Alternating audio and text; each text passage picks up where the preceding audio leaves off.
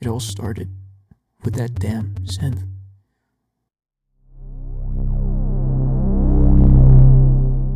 I told him I was rigged to explode. No. Not that synth, though. I will say that his yellow, hollow eyes are quite mesmerizing. In any case, not that synth, but this synth. I couldn't wait for you to come and clear the cupboards. It was at this exact point, by the end of Cyberpunk Edgerunners, that I, 1, started crying my tear ducts dry, and 2, I realized just how deep, diverse, and intriguing Night City can be. To be fair, I tried Cyberpunk 2077 earlier this year, though for one reason or another, I couldn't get myself to go any further than the first few missions outside of the lengthy intro, which I quite enjoyed, by the way. Fast forward to the month of September, and I've sunk nearly 70 hours into the game in the span of a week. Sufficient to say, I haven't been this engrossed in a video game in a really, really long time, and I feel like Edgerunners plays an enormous part in that.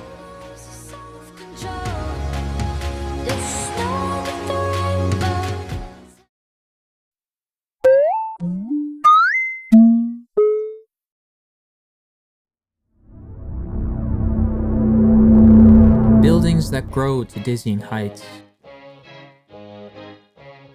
Puddles reflecting neon lights that dance to the tune of Night City, and the visual stench of corporate ignorance. Night City is a perfectly dystopian setting that's been realized extremely well, at least on a visual level, by CDPR. There's something that feels real about Night City. In particular, I feel as though they've captured the apparent diversity of not just people, but districts and stories too in this melting pot of a city. One moment, you're having the time of your life, doing gigs, racking up the eddies, climbing up the notoriety ladder with your best friend. Next, you're half dead in a landfill with only the image of Johnny Silverhand, quite literally keeping you alive. Regardless of where you are though, each area is densely packed with granular detail. Take a look at this mess. You can basically smell it through the screen. This smell and the trash. It's all too familiar. The visual diversity translates extremely well across the whole of Night City. City Center, Westbrook, Haywood, Pacifica, Watson, Santo Domingo, and the Badlands. Each one of these districts have their own distinct look and feel, and yet, despite their differences, it all feels interconnected and just right. My favorite part of Night City is taking the titular time of day to heart, driving around at night. There's nothing like driving fast whilst neon lights blur as though they were shooting stars. Nothing like seeing holographic displays shift and change as you pass by. Nothing like seeing shadows phase in and out as you pass underneath street lamps. And nothing like having the right song come on and make you feel like a part of the world.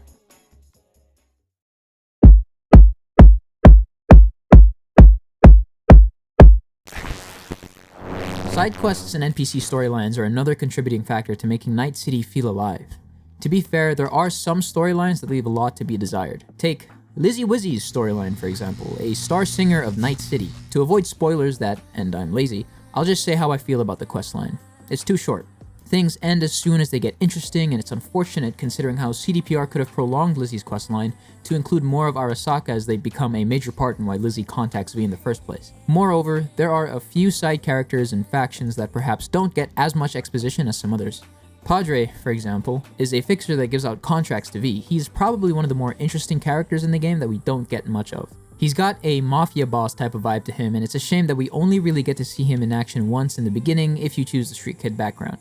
There are some incredible questlines that help to flesh out not only their respective characters, but Night City as a whole too. Judy's questline in particular is a strong entry, and so is the Peralez questline. Judy's storyline sheds light on hers and Night City's past, while the Peralez storyline brings morality into question and blurs the line between right and wrong. But by far, my favorite questline is River Ward's, a stomach-churning story that gives insight into how much crap exists within the city. Crap that, outside of those affected, no one really cares about. It helps paint the picture of how Night City chews up its inhabitants and spits them out as if they were nothing. Oh, and it rewards the player with a revolver. That's always nice, especially in this goddamn city.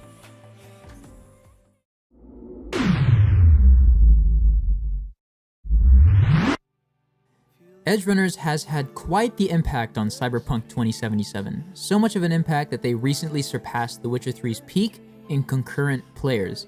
Mind you, The Witcher 3 was an extremely successful game, and by comparison, had an incredible launch, though it had its fair share of bugs too. On one hand, Edgerunners is far more accessible as a cyberpunk story than 2077 itself. Because of this, Edgerunners does a far better job in disseminating Night City's setting across viewers. This perhaps wound up in directing more traffic towards the game, a world that people can actually roam around in as their own character, the very same world that David Martinez, Rebecca, Lucy and Maine are a part of. On the other and more significant hand, Edgerunners does an exceptional job in portraying Night City as this gritty, unforgiving setting that'll grab you by the balls, force you onto all fours, and make you beg for your life. Which is why the themes of affiliation and togetherness are integral to not just Edgerunners, but Night City as a whole. Edgerunners, however, does this best as seen through the synergy and chemistry between David and his team. And Lucy, too. A lot of chemistry there. You can't help but fall in love with each of the individual characters. Contextually, once you understand how shitty Night City is, David and his team are the only things that are familiar and warm in an uncertain and cold place. That's not to say, though, that Cyberpunk 2077 doesn't do a good job in its portrayal of Night City and it's not effective as a story. It does a great job and it is effective as a story, but you can't deny simply how much better Edgerunners does in this department. Moreover, the knockout emotional punch by the end of the show is just something else. I now have an Edgerunners shaped hole in my heart that doesn't seem to be healing. Like, the show genuinely ruined me. And listen, if by now you haven't watched the anime, go watch it, please! The story is incredible. The action scenes are frequent, fast, and constantly packed with blood and guts. The art style is electric, the soundtrack slaps harder than my Filipino mother, that is a joke. My mother's a very, very sweet woman. And most importantly, this show will take you on an emotional roller coaster ride with the highest highs and the lowest lows. I don't need to say it again, but I will anyway. Edgerunners is incredible. Huh? お前がデイビスか? いや Huh?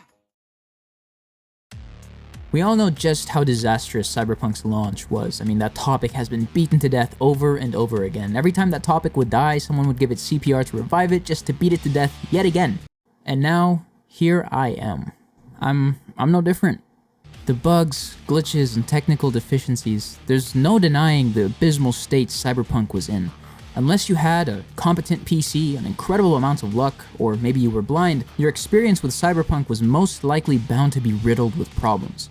This was especially the case with last-gen consoles. It is an absolute miracle to this day and to my knowledge that these consoles haven't blown up from booting up Cyberpunk. I mean, running Cyberpunk on an Xbox One feels like forcing a malnourished child to run a 5K in less than 3 minutes. Then, there's the issue of unfulfilled promises. Here's a lot of them. This Reddit post alone contains quite the extensive list of items that didn't make it into the game. Perhaps one of the biggest letdowns Cyberpunk presents is its lack of RPG elements. Look no further than the different backgrounds for V: Nomad, Street Kid, and Corpo. Outside of a unique, quick intro sequence, a short cutscene, and different dialogue options for each background, the background you choose doesn't really matter in the end. It doesn't change much of anything. This is just one of many promises left on the cutting room floor. Needless to say, the game was conceived in a dumpster fire of unfulfilled promises and technical issues. But I would be lying if I said that I wished for what we could have had, because I don't.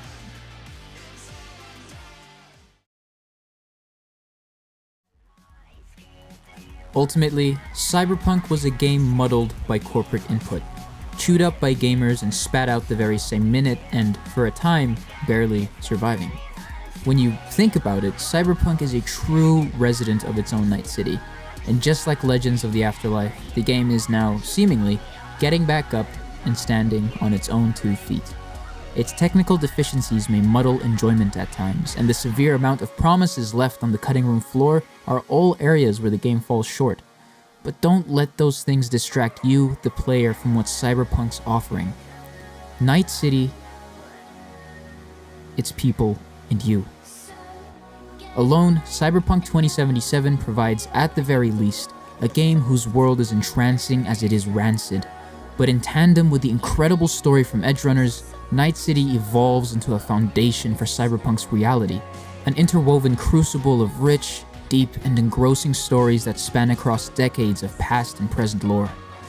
Cyberpunk 2077 is far from perfect, but if you give it a real chance, Night City's dystopian charm will keep you company for hours on end.